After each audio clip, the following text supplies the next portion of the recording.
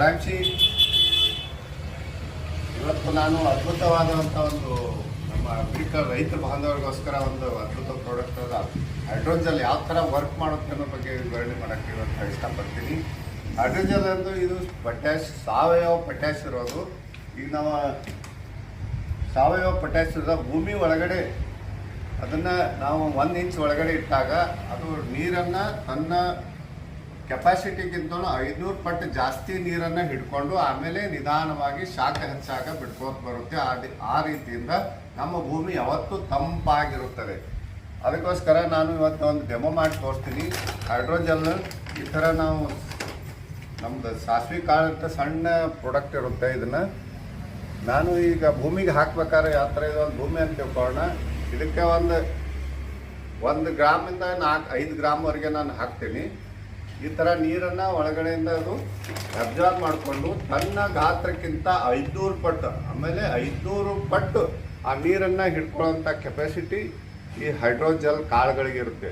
ಇದು ಸಾವಯವ ಪೊಟ್ಯಾಶ್ ಇರೋದ್ರಿಂದ ಯಾವುದೇ ಭೂಮಿಗೆ ಹಾನಿಕರ ಇಲ್ಲ, ಬೆಳೆಗಳಿಗೆ ಹಾನಿಕರ ಇಲ್ಲ. ನೀರನ್ನು ಶಾಖ ಹೆಚ್ಚಾಗಿ ಆದಾಗ ಬಿಟ್ಕೋತ ಬರುತ್ತೆ.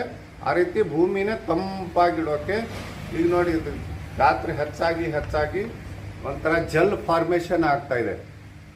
ನೋಡ್ತಾ ಇದ್ರಿ ಜಲ್ ಫಾರ್ಮೇಷನ್ ಆಗಿ ಭೂಮಿ ಒಳಗಡೆ ಇರುತ್ತೆ.